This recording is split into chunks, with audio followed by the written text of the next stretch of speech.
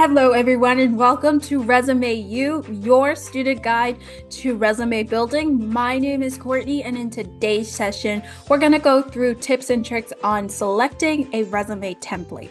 There are hundreds and hundreds of templates out there across dozens of websites, and it can be super challenging to narrow down that perfect choice, the perfect one that works for you and your experience. So we're going to give you some tips on narrowing down that choice and picking the right one. So be sure to stay till the end to hear those tips. And then on that note, be sure to hit that subscribe button as we post weekly here, all different types of tips and tricks on resume building. And be sure to follow us on LinkedIn, where we will have a matching article to go with each of these videos. So be sure to catch us on there. And without further ado, let's get into it here. So as I mentioned, resume templates are everywhere across dozens and dozens of websites. They can usually be free for the most part, but they're everywhere. And they can come in very different styles. They can be a bit more creative, they can be a bit more modern, they can be a bit more professional. And sometimes that just can be, like I said, challenging to narrow down the right one for you. So just keep that in mind. And then also, resumes come in usually 3 different ways. You can build your resume 3 different ways: in chronological format, functional format, and then a combination of the 2. So for you guys as students, you're most likely going to fall under the chronological standpoint. By that, your experience is the most highlighted, the most prominent section, the most important. So you want to highlight your experience there. So chronological format is probably the best route you're going to be. And it's the most popular one across for most industries, chronological resume format. So with that in mind, I'm going to give you 3 tips on what you should be thinking of for when you're narrowing down your resume template. So let's start here with tip number 1. Think about the industry that you are in and what industry you're applying for.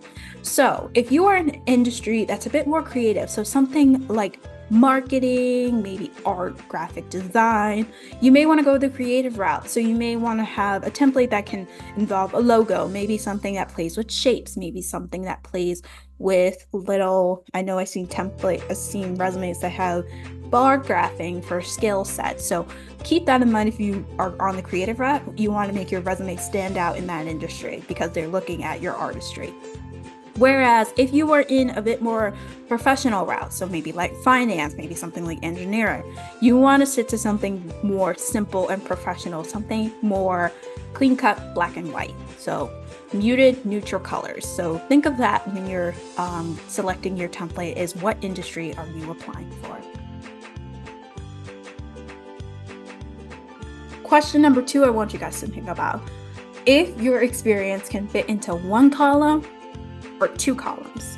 So 1 column resumes, as stated, is just straight line up and down 1 column. So this might work for those who are first years or maybe those who do not have as much experience, where you can space it out to where the page looks filled. In your resume, you don't want to have too much white space. So if you are in those 2 categories, it might be best to consider a 1 column resume. If you are on the other side, where maybe you have a little bit more experience, you have some more skills, you have a lot to highlight, consider the 2 column resume. So that could be highlighting your experience on one side and then your skills, contact information, and all that on the other column. Now keep in mind when you're doing a 2 column resume that sometimes applicant tracking systems, or ATSs, may not recognize a 2 column resume. Not saying to go against the 2 column resume completely, but just keep this in mind that sometimes it just may not go through that system. The last tip I'm going to leave you with is if this resume template is going to have an easy flow to it. So can the recruiter find what they're looking for easily?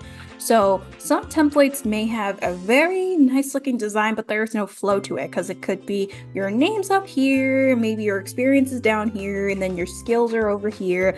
And it just can get confusing, especially if you're a recruiter and it's like you want to know where your experience is, but it's not looking right. So just keep that in mind when you search for resume templates if it looks like it's going to flow right.